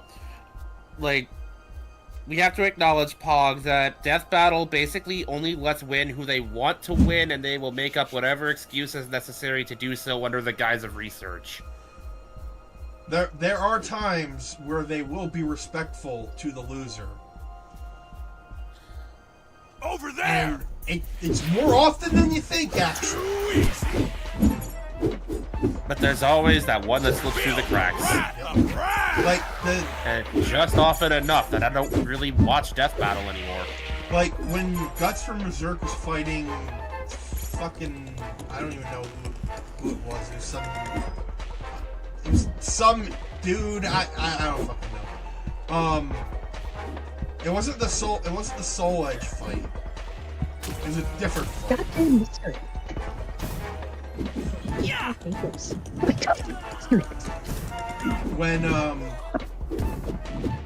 When Guts lost the fight and died,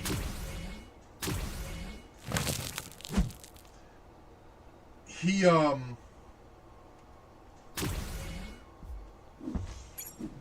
first of all, Guts died standing. Anything less would have been disrespectful.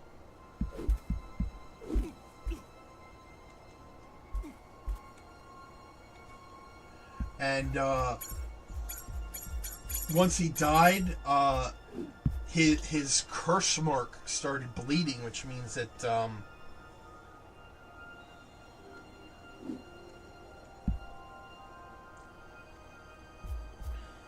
Dimitri. He was fighting Dimitri. Dimitri beat him, and Guts died standing, and like,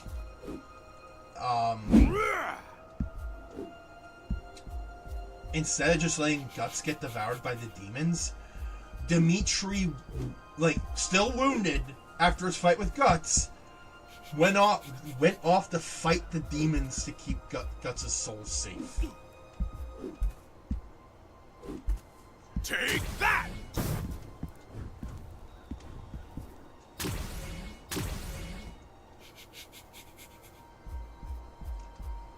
Like, that shit was cool.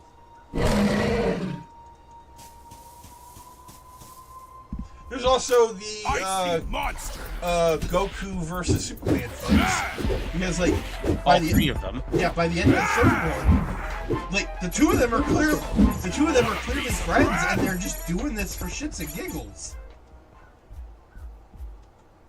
Which completely makes sense on Goku's part. Like at the end of the third fight, when Goku looks up and sees that he has a halo, he's like, "Oh, nuts." I have a question. How does everyone feel about the death battles? Because a lot of people, I seen a friend of mine on Facebook having to post like death battles is just not to be taken seriously. It's just for it's not non-canon or anything of sort. This is just like what if scenarios and shit like that. I mean, the battle animations themselves can be fun. I just don't really watch them anymore. I've lost interest for the most part. Yeah. I'll watch if it's like something. If it something that catches my attention. I heard someone say that Kamen Rider Beats is going to be on Death Note. I don't know if this is true. I don't know if they've done this death battle yet, but I would tune in to watch Robotnik versus Wily, though. Feel the wrath! No, I don't think they did that one. Did they? Damn it, now I gotta check. Also, hello, Predator! That's in the watch, too.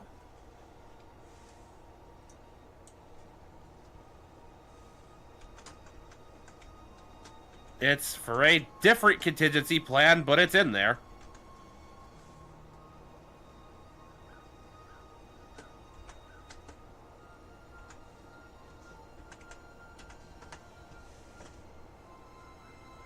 Just know that if and when one pops out of the watch, it's not going to have any weapons on it. The cloaking device, possibly, but no blades, no weapons. It has to make those first. Or acquire them. So, Eggman versus Wily is a death battle. Alright, fair enough. I'll go check it out later. That is a really old video. Hey, speaking of death battles, have you guys seen the one that proves definitively that Blastoise is the best? Is that the Pokemon versus Yu-Gi-Oh? No, that's the Charizard versus Blastoise versus Venusaur. Oh, I have seen that. I remember now. I don't That care if it's not wins. the best starter. I still prefer Venusaur. Excellent You're work, right, son. you're Venusaur, but I'm telling you, unbelievable. Blastoise has better, you know, combat utility. Blastoise is easy mode. No. Wait. Blastoise is normal mode. Venusaur's easy mode. Venusaur's easy mode. Charmander's hard. Yeah. Fire Lizard is hard mode. In regards to the important battles you have to go through. Well, Pokemon games don't actually have they don't have hardness. They don't have, you know, difficulty settings. They did once. It but is what it didn't is. catch on. They didn't. They did once in Gen 5, but it didn't catch on. And, like, they kind of did in the first game, but it was more, like, subtle. Because it's like, out of these three starters, which one do you want? And you also have to remember that, like, because of the gyms and type advantage, Charmander is essentially the hard mode because he has the roughest start. Yeah, he has the roughest start. First two gyms are not So that's good for him. That's less intentional difficulty setting and more, we didn't think this through all the way, or we poorly balanced this. I want to give them a little more credit than that. I don't. You really don't want to give the Pokemon Company credit for, like, their first game?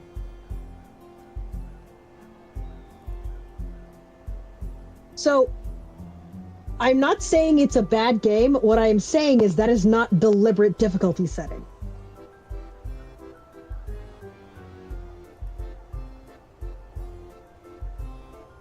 There.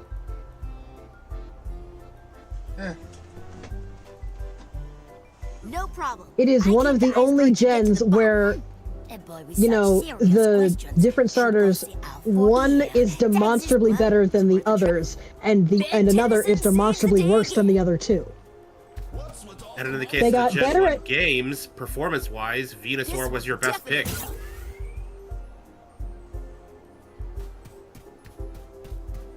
Combat-wise and stat-wise, outside of the context of the Gen 1 games, yeah, Blastoise is definitely the best pick. They're out of the three.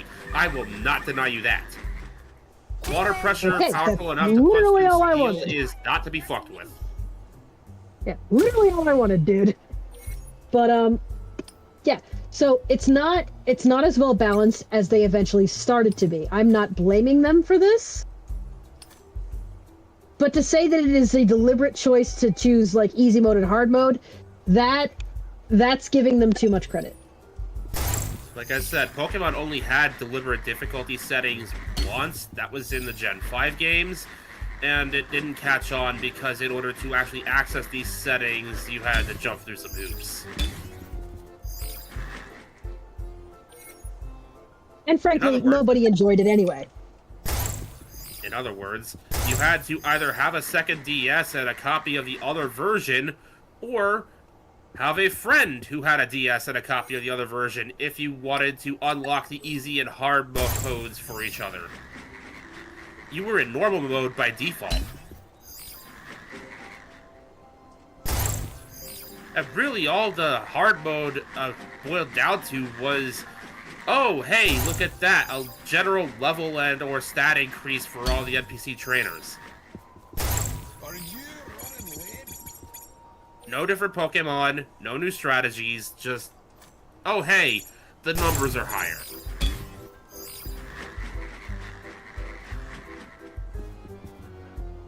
How can I help, Ben? This can't be real. And we're off. And besides, Pokemon is for all ages, it should be easy. Okay, but I just in the latest iterations, it's gone for full Fisher-Priceification. Like it is holding your hand so hard, it is cutting off blood circulation.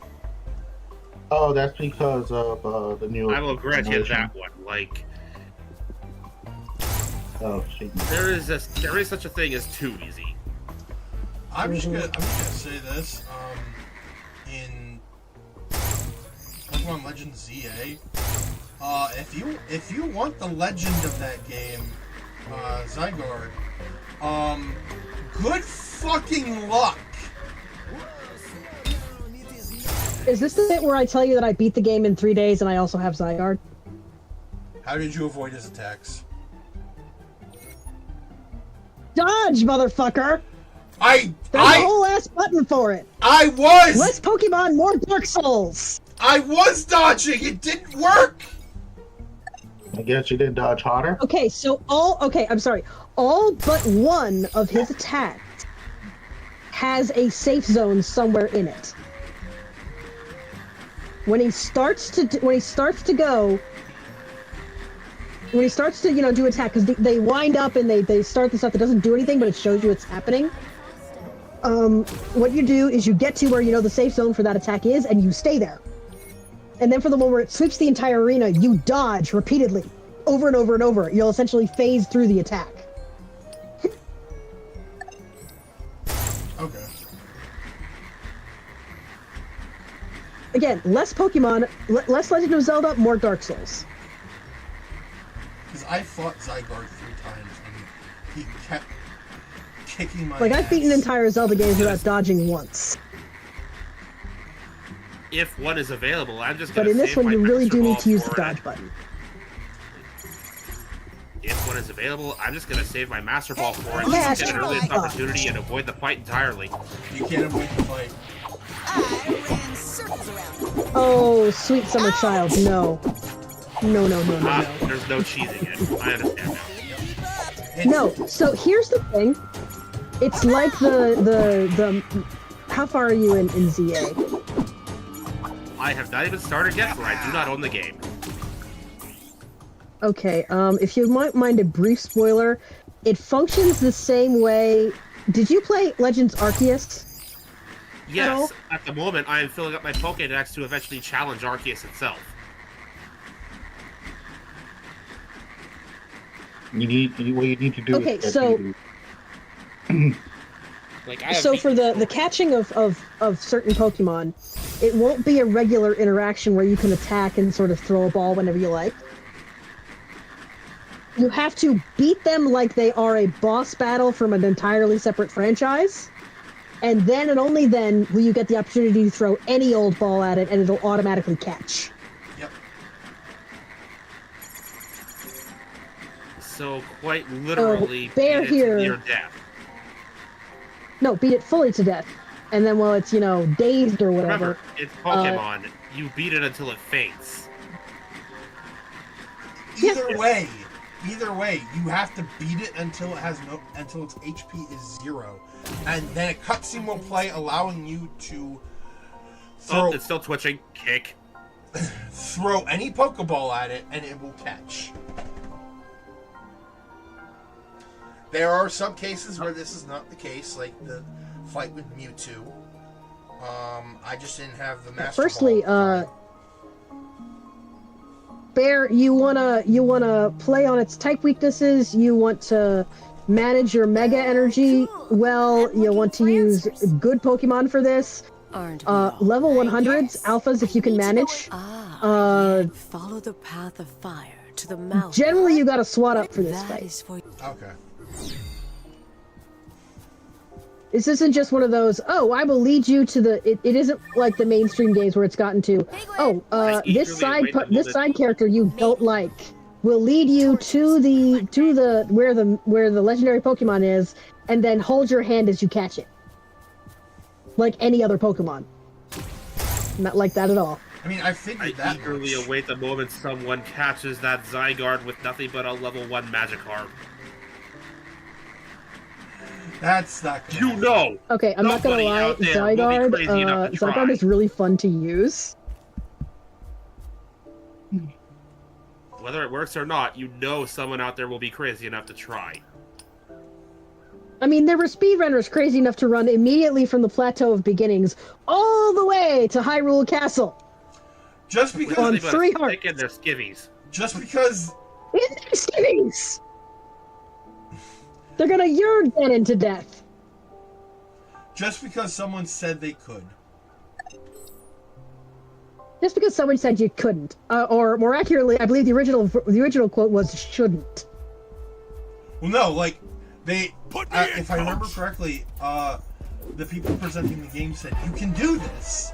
It's gonna be hard, so we wouldn't recommend it right off the bat, but you can do this.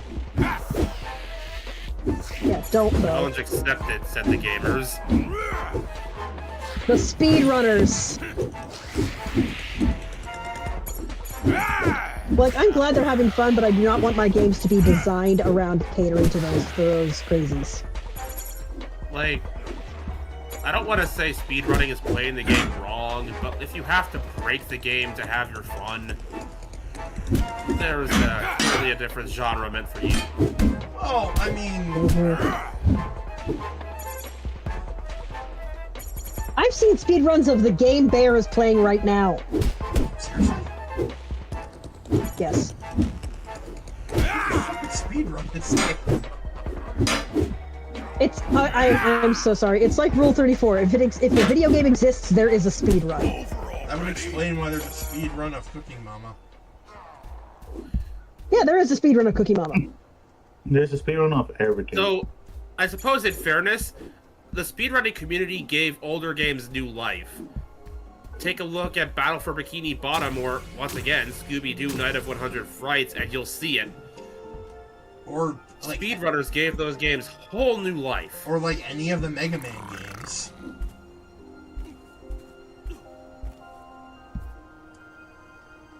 So I'm going to retract my statement on like a genre existing for you. It's just sometimes speedrunning being all encompassing can be annoying, you know? Like I remember seeing this like one speedrunner on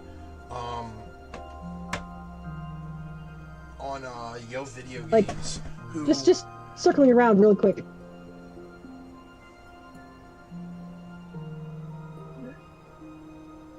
Yes. Nuzlocke exist because Pokemon does not have a hard mode. Pretty much. Yeah. But it's even more funnier when people let the AI have any Pokemon. Oh, wait. And so my friend was doing a Nuzlocke on stream. And this one random trainer, it was a double battle. So 2v2. The random mountain trainer had like the fucking legendary Pokemon. Fucking like Rayquaza and Kyogre. And he had to fight them. And his face was like, oh shit. See, I thought you were bringing up Twitch Plays Pokemon. I have done a grand total of 2 Which Nuzlocke plays, I think it was red version. Fire Red, I think. No, it was like Gen 1 Red. Really? Huh. Twitch Plays Pokemon did the Gen 1 games. Okay.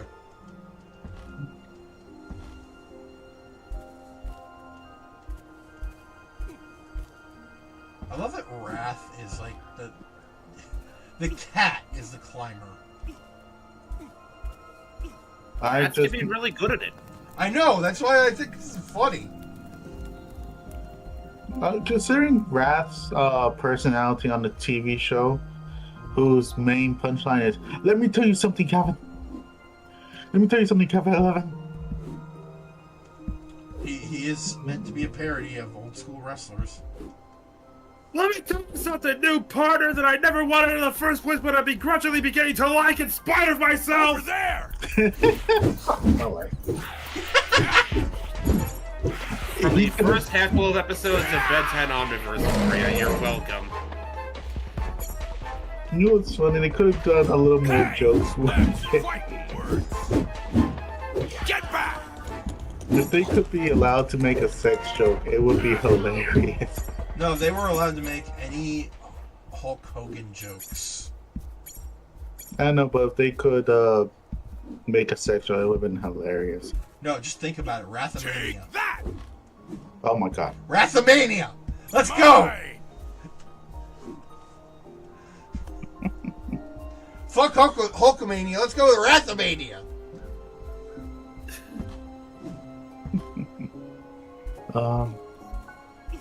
What I find amusing is that, technically speaking, Rat's speech pattern is universal amongst his species. They all spoke like that in Omniverse. The only time we actually got to see other members of Rat species. That is just hilarious. It's not even a normal greeting, everyone's just yelling at each other.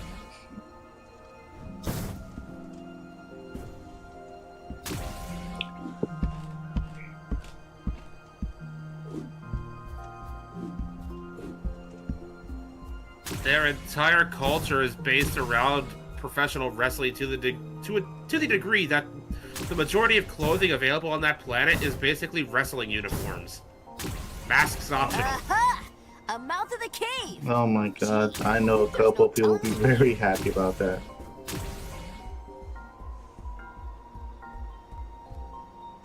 They also have an overdeveloped sense of shame, which is why they wear clothes in the first place. Wrath not having clothes out of the Omnitrix is due to a glitch. Put me in, coach! Oh, that would have been a fun interaction with his species. Yep. Why are you naked? I don't know. Question is, why aren't you? I mean, that is the inevitable second half of that joke. I am just finishing the quote. I have a question. I know y'all talked about this last time, but how does everyone feel about Netflix getting Cartoon Network? I hope it doesn't happen because the idea of anybody monopolizing animation is a bad idea. It's like when Elon Musk was going after Hasbro. Because he wanted D&D. Yes, but you know he would have turned it into, you know, the MAGA bots versus the Woketacons. You know he would have. I'll be honest, I would be proud to on a set. Excuse. The only reason I'd get a hold of those is to destroy them. Yes, but you would have to give him money to get your hands on them. Hey there! Not if I obtain them secondhand. Or okay, that's fair. Or, you know, steal them. No, Megamon's too lawful good to steal shit. I should tell Astrid what I mean, to be fair, I never said he would have to be the one stealing. Okay, good. As long as we're clear on that. He'll just be the lookout. No, he's the getaway driver. No, he will Listen, he will have plausible deniability. He will have no part in the operation. He will very specifically be elsewhere doing another thing within full view of other people who can back him up on that. I mean, it's called arranging an alibi. It's the thing is Disney is out of control. Disney wants to control everything. Like I said, Yeah, I remember this meme a while back where it was Mickey wearing the Infinity Gauntlet and adding Hulu to one of the knuckles. Yeah. The thing is, we could bring back all our favorite shows. I mean, Courage the Cowardly Dog is not even on any streams. When it was just Fox and Sony, I was okay with that because they were getting their IPs back. Or they were getting Marvel's IPs back. Fox and Sony? I mean, it's because you can buy characters from Marvel. Yes, but... You have to... but Fox and Sony had the movie rights to X-Men, Fantastic Four, and Spider-Man. Brief pause here. Yes, Pog, I've seen and Beyond. I love that. I love the concept behind that whole series. Getting to explore the homeworlds of the various aliens in the Omnitrix is a fun one, and it's one they basically borrowed from the reboot. They had YouTube shorts doing exactly that. One of which was XLR8's homeworld, funny enough. I mean...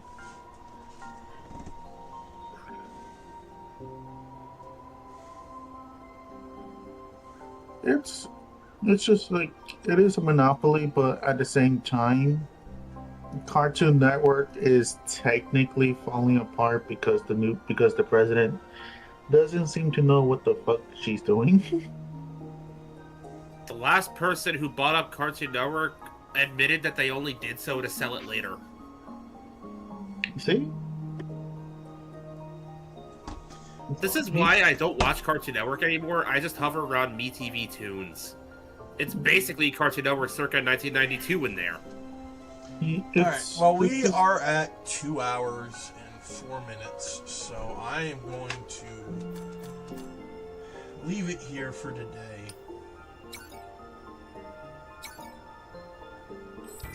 I do not know if we'll be able to complete the game because of the one main quest being glitched. You shouldn't have accelerated it. God damn it. Bear, you had to know he was going to make that joke. Yeah. Luckily, I can... Well, he's been doing it all stream, you had to know. Luckily, I can just do this. Oh, damn. His ass got put in timeout. I can just... If Seki's being a bitch, I can just server mute him.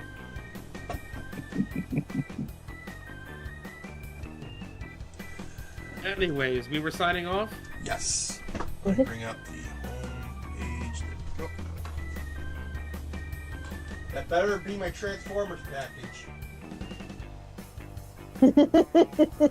That better be Amalgamus Prime in that mailbox. Listen, I finally got my Digivices from the site after months ago. After I placed an order months ago. It was supposed to be here in October, but no, I got it in January. You guys are excited for, like, Digivices and Transformers? I just want a house to move into before too late. Transformer Digivices? Transformers and Digivices. Keep them separate, please. As much as I'd love to see them cross over, I'm afraid of what would happen. I mean, I wouldn't say no to the idea. Thank you all for watching. This has been Vegas Bear 92. With Meikumon. Seki.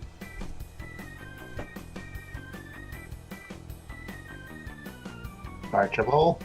And apparently the absent archival Deva. Hey, I'm here. Then why didn't you say anything? I did. Whose Did it? mic My apparently internet's been is, bitching out. yeah, I was about to say, whose connection and or mic is being stubborn right now. And if you like what we do and want to see us keep doing it, feel free to support us in any way you wish, whether it be monetarily or through engagement. Every little bit helps. We are currently going through a bit of a transitional period here at the Bear Cave because either everyone has been sick or someone had something to do on a stream day, including myself. That's why there was no stream yesterday. I'm still healing from my last dentist appointment last week. I was wondering what happened yesterday. I had like 2 service providers come in like back to back around the time Hey, that was fun. around the time I would have been streaming. I thought one of them was supposed to be come over at 1. They didn't show up, and it's like I was just sitting there waiting, and it's like then they show up at 2, and I'm like, I could have done something. Yeah, no. Like, we'll show up between any time between 8 and 4. What do you mean 8 and 4? That's the whole day! Exactly. Alright, so, if you are a part of the Bear Cave, tonight's movie night. Yay! We're watching Godzilla 1998. Let's go, Gina! You chose violence. You chose blasphemy. Gotcha. I mean, look, we have to. It's like doesn't Godzilla, breathe but due to fire. international copyright laws, it is not. Listen. They got the rights. Listen. We have to accept that this movie exists, if only because of the sick-ass cartoon that came after. And also the fact that later Japanese Godzilla movies acknowledged the existence of this kaiju and demoted it from, no, that was never actually Godzilla, the Americans got it wrong. And just made Godzilla. You know, And then promptly had Godzilla kill the thing? Final Wars, let's go. Yep. Homeboy just said, nah, get the fuck out of here. Yeah, no, like they had like this cool, like they had this like this they set this up. They had all this tension and build up. They had like a metal, like a rock song playing, and then Tail Whip, Atomic Breath next. It wasn't even a quick Atomic Breath. That homeboy took it personally. Homeboy said, yeah, I'm gonna burn your ass for a good. How dare you steal my identity? Cut to the Zillion bad guy just going, I knew I shouldn't have used that tuna breath. Next. Anyway. You know what's funny? I haven't seen the animated American Godzilla shows. I know they existed, but that's it. The only one you really need to watch is the one based off the 1998 movie. Because that one actually is a legitimately good show. And they treat Zilla more like Godzilla than the actual movie that spawned it did. Okay. Hell, they... Atomic Breath and all. Hell, they kind of have their own Mecha Godzilla in a sense. It's Cyberzilla more like, but I mean, still. I appreciate the hustle. Anyway. We will be back tomorrow with Super Robot Wars Y after so long. Thank you. Thank you. Knocking on wood, just in case. Alright, y'all be good. And that don't get caught. Stay safe, stay comfy, stay hydrated, stay healthy, be good to each other. And we will always have a plausible alibi. Yep. And we will see. We'll see y'all on the next one. Peace. Bye. Peace. I have learned way too much from my boss. I